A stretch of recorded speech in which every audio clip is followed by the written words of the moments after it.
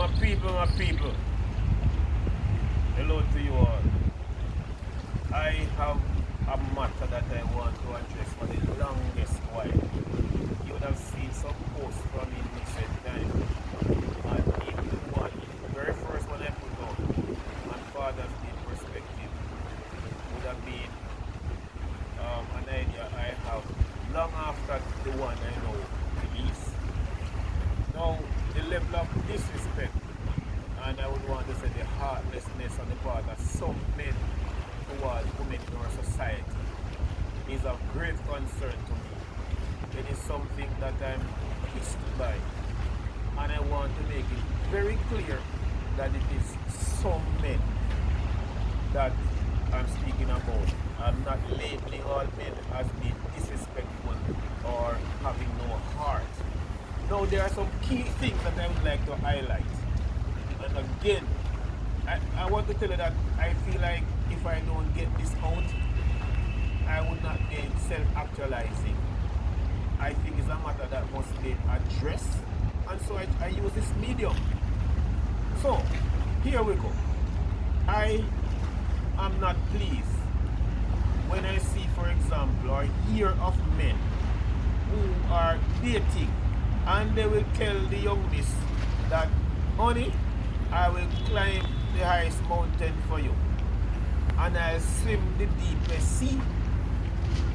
And it's easy to tell some of the time when you have gotten to the promised land, because having gotten there, yes, the land of honey, your behavior has changed. So, whereas she used to be regarded as your empress or your queen, for some of you, she's no longer that. She is now the girl, the foot cloth, or the mat that your wife put on. The disrespect comes out sometimes at this time. When you talk about climbing Mount Everest, and this is a promise you're making, you know, and you're promising that you're going to see the deepest sea, and some of you can't even swim, come to think of it. But you say those things, and then when it comes to the time when you're living together, and she may even want you to bring her a glass of water, you would have swim, or you decided that you're swimming deepest sea, can't even bring her a glass of water. Sometimes you take even medication, and you're not even want to climb out of the chair where you're sit down in it because you're comfortable, but you planned initially that you would have climbed Mount Everest. That's the one thing I want to deal with. Now listen, pardon me, because I might sound radical along the way, because I am really peeved by some of what I see happening and what I hear, and I'm so positioned that I hear quite a bit. You have another set of men now. Now, when you were dating that lady, you come from Kingston, for example. She said to you that a country she come from, rural part or some real deep rural part, and your love for her was so strong and your desire. Yes? And so you went along with the relationship. Now you knew from the beginning that after she come up for the last transportation, is a truck that leads to her house, and she have to walk about 3 miles to go to her house. No people can drive down there, so. Alright, there comes a time when she decides that she's going to look for her parents then. And she go down there and spend a few days and come back up. And you desire to have sexual intercourse because, you know, she gone down there for a few days now and you feel like you need something. And she says, Ryan, no part of you can accept that. One of the first things you do, some of you men, is to ask her if she go give them. Yes, man, that's a part of heartlessness. Eh? Now, why is that a so? Let me quickly jump to the next point. You have situations too where the wife had just done some washing of your clothes, you know, and she cleaned the house, and she's now cooking later on the day. You are on the veranda or someplace comfortable, let us use the veranda for example, and you are there shaking a glass with something cold, might have been made by her too, you know, because you barely live trying at the house there. And you might be reading or you're on your phone. Yes. And you see liquid drizzle coming down. And you say, Marcia, Kamika, rain and fall. Suggesting to her that she must go pick up the clothes off of the line. Me want to ask the question, where you for? I mean, what are you for the educated audience?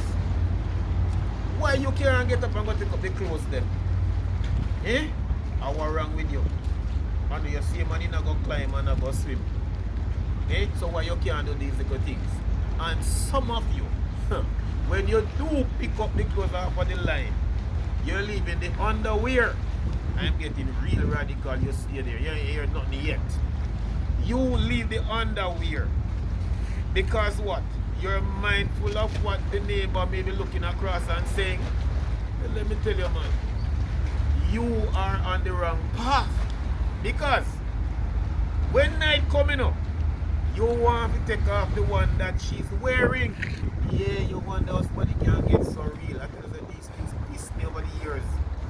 And if anything, just to make the analogy here, we might say the one that she's wearing is, I wouldn't want to say is dirty, but a little less cleaner than the one that is to be taken off the line. So look how stupid you are. You refuse to take the clean one off the line, but when night come, I would as well fight you one fight to take off the one that she have on. I would say to some of them, man, don't make you take it off. You have to do better, man. Take up everything, cause look here, some away, not even wash the one have to take them off right away, and you pile them up, and she a wash for your one, and take up all of them, but you don't want to take off your one. Burn me about the neck of behavior there. He must stop. I want to pause at this time and to say that if you are out there a part of any organization, church or wherever, and you want me to come and speak to those issues or these issues where you have your men gathered or are gathering, I would be happy to do so. So we could work out some details and you contact me and all of that. And of course I can be reached at Williams Everton 59 at gmail.com. You can reach me there. But these are some issues, and there are many more issues that must be addressed under the topic here of the kind of disrespect I see from some of our men. It has to stop, man. It has to stop. We have to do better. Women must be loved, cared for, treated with respect. She's not your slave. She's supposed to be like somebody who help you. But you don't want to do nothing. You don't want to lift straw. No sanky, no sing, so my brother. Now I'm not suggesting that I'm this perfect man, no. Because I learn along the way. But you have to do some things, man. Some of you not even want to pull the door for your wife, the door of your vehicle or your woman. Yes? Rain and fall and you first jump in and take shelter. And she might have a young baby. And you gonna take seat. You're wrong. And you have to take it wet and pull the door and ensure that she sit down. Ensure that she sit before you go around. You're the man. And I'm saying, be the man. Yes, the real man. And I want to add this last thing, that real men don't abuse women. Real men don't abuse women. And if you're out there doing that, you need to stop it. Give the woman the respect. Them special. And that is something some of you are yet to know. Alright, I'm out.